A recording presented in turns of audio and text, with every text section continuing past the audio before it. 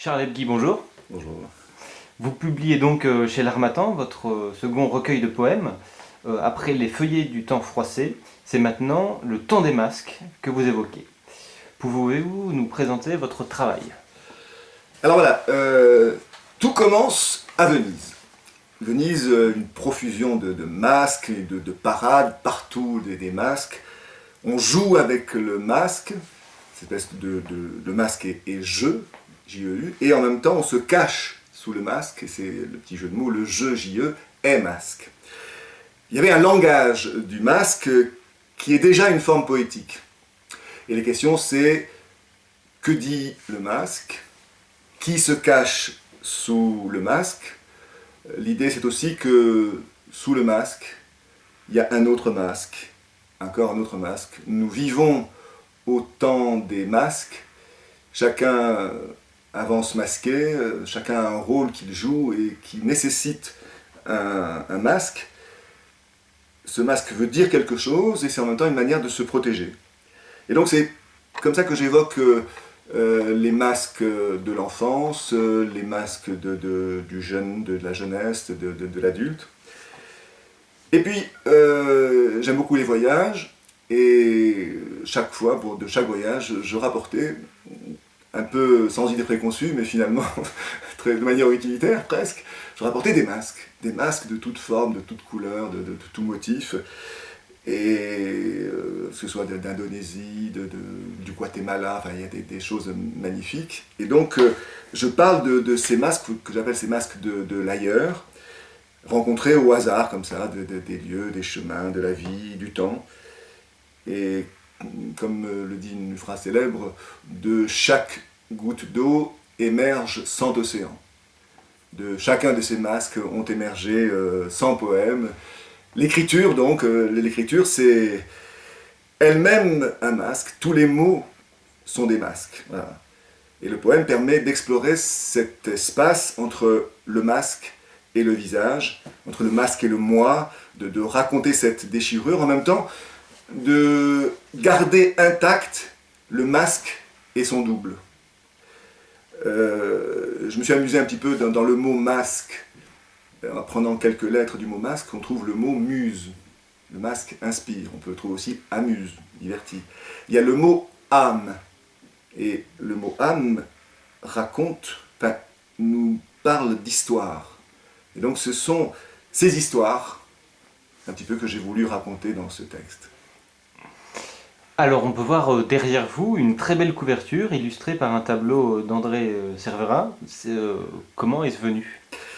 Ben, je travaillais depuis quelque temps sur ce thème des masques, et puis il y a eu une exposition à Montpellier qui était intitulée Sexe cannibale, et elle m'a laissé sans voix cette exposition.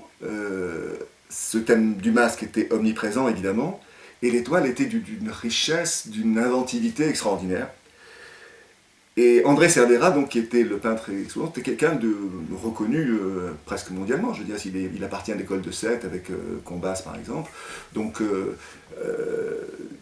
je me suis permis modestement de lui écrire pour lui demander est-ce que je pouvais utiliser une de ses toiles pour illustrer mon recueil. Et il a été extraordinaire. Il m'a dit non seulement vous pouvez utiliser une, mais venez chez moi, on va en choisir quelques-unes pour illustrer la totalité du recueil. Donc il y a plusieurs toiles de Cervera dans le volume.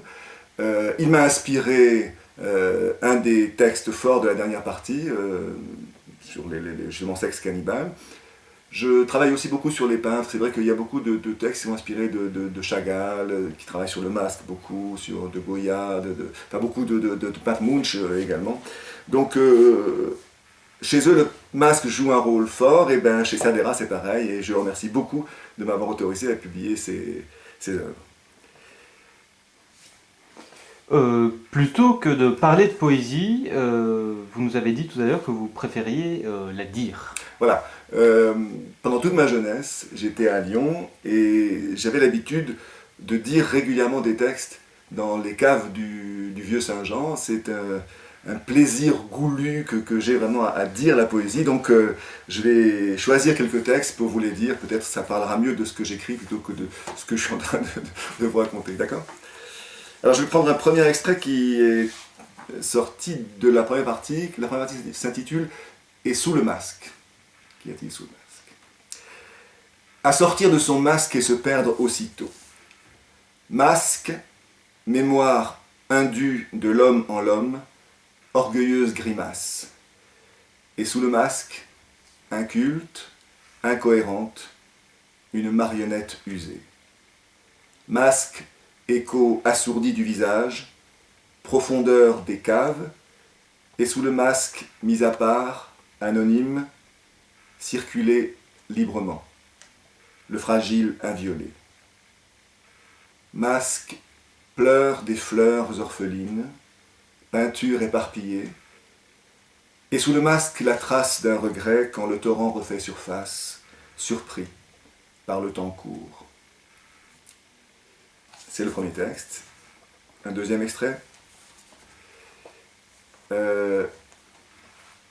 Aux cheveux de la lune accrochés, je t'écris de n'ouvrir pas ta porte à mon masque infidèle. Je t'ai nommé, ô masque, mendiant de paille autant d'amour, plongé intime dans les contours des ciels couchants. Quel masque prendre? Je te nommerai masque, matière noire, contre la peur de mon reflet, contre le froid de mon corps nu, contre ton beau regard déçu.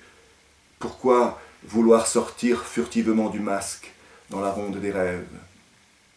Je te nommerai masque contre les jours et les semaines, contre la servitude froide, masque de soif et de brûlure.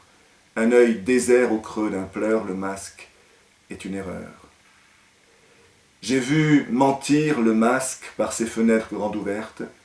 J'ai vu la nymphe fatiguée vieillir de rides vieilles et s'endormir amère dans le livre des rêves. Entre mes mains, le masque est amoureux. Je dirai masque, et tu entendras le mot masque, une puissance mystérieuse, et peut-être encore le bal. J'écrirai masque et tu reliras le mot masque, empreinte rétinienne, manuscrit falsifié, fiction, réalité, car ce que ton œil voit surgit d'abord de toi sous le voile des rêves. Je te nommerai masque, douceur acide.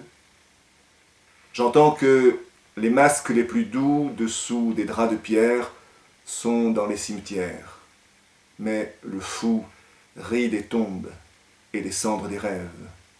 Le masque est le poème.